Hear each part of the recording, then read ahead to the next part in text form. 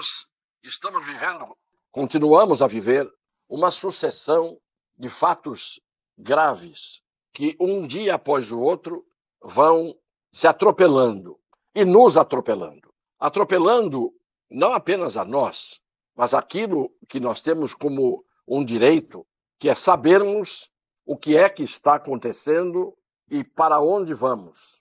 Temos esse direito até para poder reagir. As fake news brotam exatamente, na maioria dos casos, das fontes ocupadas por aqueles que, com o pretexto de combater as fake news, fazem com que a lei, a Constituição, não sejam cumpridos e fazem com que pessoas, muitas vezes inocentes, paguem por aquilo que não fizeram. Paguem pelo crime de serem decentes.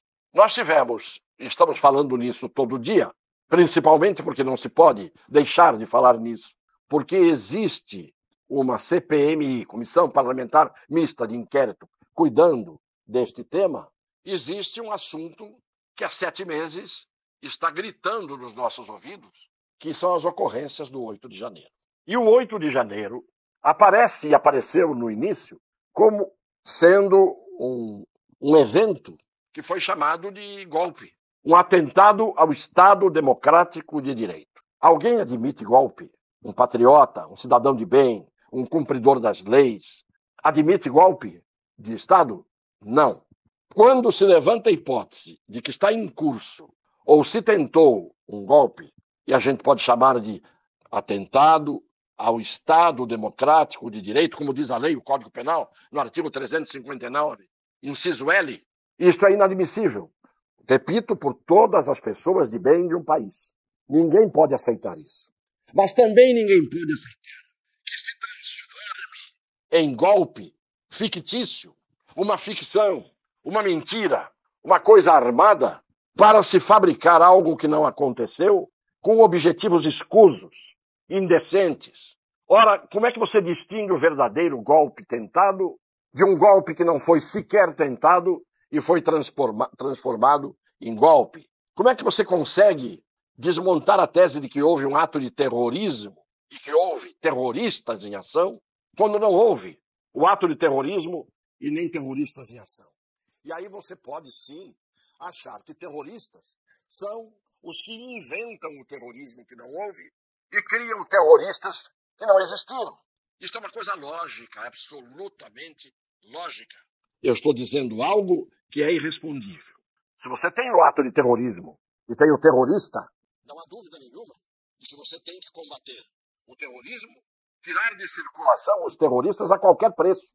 Mas se você não tem o terrorismo, nem os terroristas, e alguns são estigmatizados, são designados como sendo, quando na verdade não são, e quando no evento que parece ser uma manifestação golpista, você teve uma trama, uma armação, uma coautoria, no mínimo, um concurso de agentes, uma combinação para dar aparência de algo muito grave, que na verdade não é verdadeira, esta aparência, então a gente tem que ir esclarecendo e tem que ir investigando para chegar à verdade.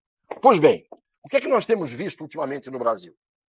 A cada fato que aparece como as nádegas de fora de quem deveria ter o pudor de cumprir as leis e de fazer o que é reto e correto no exercício do poder, no dia seguinte, para se esquecer a imagem da nádega de fora da véspera, aparece uma outra parte pudenda sendo exposta para que todo mundo esqueça a obscenidade da véspera. É isso que nós estamos vendo.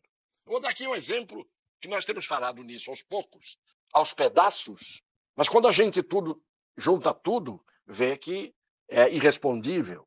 O que nós tivemos recentemente?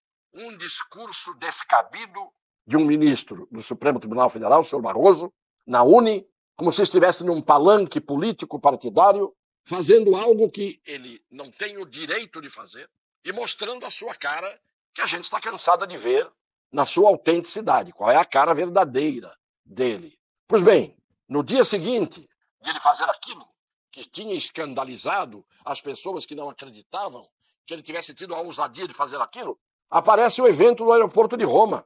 E todo mundo esqueceu o discurso do Barroso na Uni.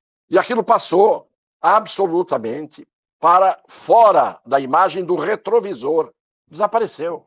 Principalmente com a fumaça do silêncio, da omissão, daqueles que deveriam informar o povo, que é a mídia, que são os meios de comunicação, e que são uns vendidos a não sei o quê. Cada qual tem o seu preço, o seu interesse, escuso como regra, para não mostrar a verdade, para esconder a verdade e para tirar a imagem do retrovisor. O passado, que se foi de ontem para hoje, amanhã já não existe mais. Já está escondido. Então vinham as imagens de Roma, de que teria sido vítima no acontecimento alardeado para encobrir o discurso do Barroso no dia seguinte. Vinham as imagens de Roma. Quanto tempo faz que essas imagens não vieram? E por que não vieram?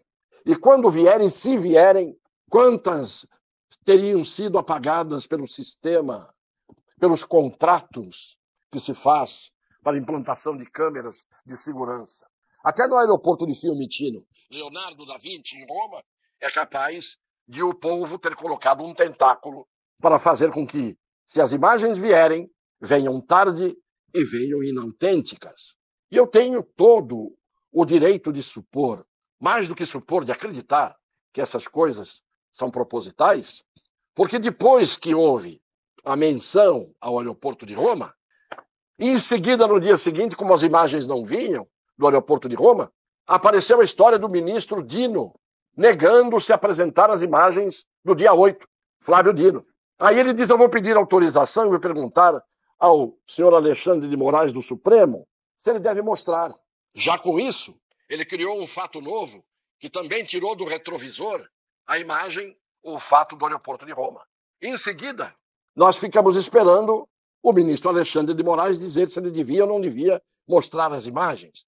Quando o Brasil inteiro tem constitucionalmente o direito à informação e o direito de saber, a menos que estivesse numa investigação altamente sigilosa.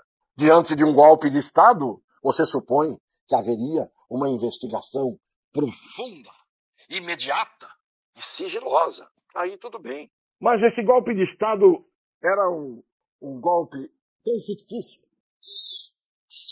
Imagens daquele dia que deveriam ser preservadas. Se eu tenho imagens e câmeras na minha casa e há um evento e alguém pulou para dentro do quintal da minha casa, imediatamente eu capturo, resgato as imagens da gravação que mostra esse fato. Pois bem, uma tentativa de golpe de Estado e o Ministério da Justiça primeiro diz que não mostra, depois pergunta ao ministro se pode mostrar. Aí quando o ministro diz sim, e um fato encobrindo o outro, e cada vez mais no retrovisor desaparecendo as imagens dos fatos concretos que nos atropelam. E aí, o que o ministro Dino, 7 meses depois, vem dizer? As imagens sumiram. 185 câmeras, só no Ministério da Justiça. E aparecem imagens ridículas de 4 câmeras e o resto se apagou. Isto é, o Ministério da Justiça não teve a preocupação de fazer como qualquer um de nós faria, com as câmeras de segurança, o backup, o resgate das imagens. Imediatamente no dia seguinte, as imagens teriam que estar todas preservadas. O que prevaleceu? Um contrato com a empresa privada que faz o tipo de monitoramento? E nós todos, idiotas, somos obrigados a acreditar um dia depois do outro nessas vergonhosas versões que nos são colocadas como bufetadas na nossa cara? E aí, ele vem, não mostra as imagens, diz que elas não existem. E eu pergunto, e as imagens?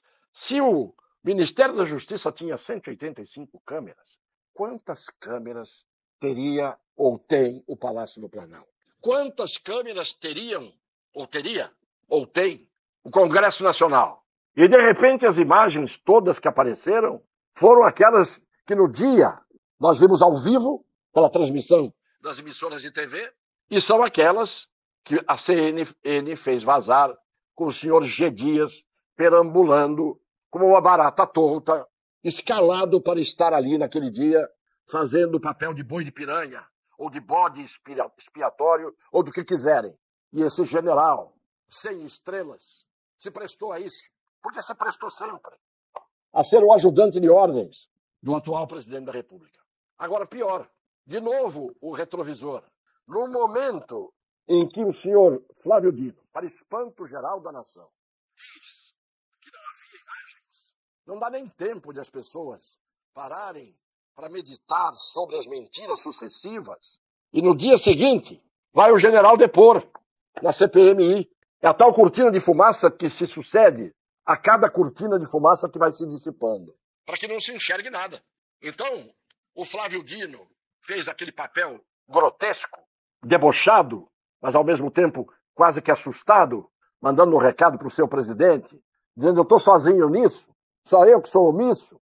Eu tenho todo o dia 8 de janeiro, todo na cabeça. Como quem diz, olha, na falta das imagens, se me levarem para o abismo, eu faço as imagens saírem da minha boca. Então vem o general depor. E o general depõe, e a cada depoimento, e a cada momento que a gente toma conhecimento do pouco que estamos conseguindo ver na CPMI, que não era querida pelo governo, quando na verdade a CPMI teria que ser querida, desejada, exigida pelo governo, para poder incriminar e punir os golpistas. Não, eles não queriam. Está-se a ver porque não queriam. E agora, outros fatos provavelmente virão. Vejam que o povo que marchou durante 2 horas pacificamente, sem armas, como manda a Constituição, em direção, pela esplanada dos ministérios, em direção ao Congresso Nacional e assim por diante, totalmente desprotegidos, desguarnecidos, totalmente às moscas, ao desamparo, por ato de omissão proposital daqueles que deveriam cuidar de proteger, porque se tivesse proteção, nada teria acontecido, nem mesmo essa passeata. Então vejam para onde o pessoal foi. Aquela parte envidraçada, ali é o interior do Congresso Nacional.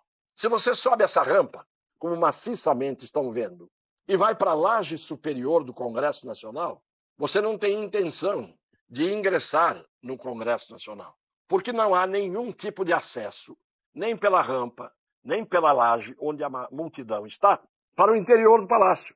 Então, isto é a prova de que não havia tentativa de golpe nenhum. Era um domingo à tarde, pessoas que estavam há meses pacificamente acampadas diante dos quartéis, sem nenhum ato de violência. Não se foi ali invadir o Palácio do Planalto, o Congresso Nacional e o Supremo em dia de sessão, em dia de funcionamento, em que estivessem lá dentro as autoridades que exercem seus cargos. Nada disso. Então a gente precisa saber exatamente quem fez o quê.